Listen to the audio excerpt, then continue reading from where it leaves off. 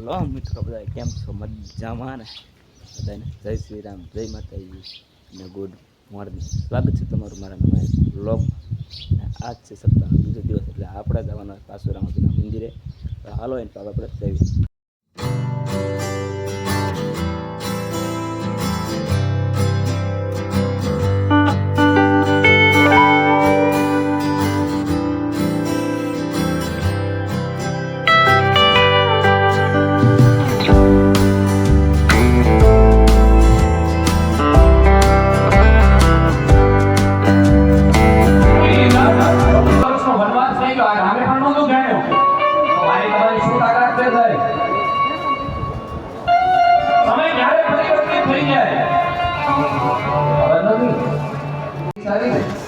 થોડું કામ કરવું પડે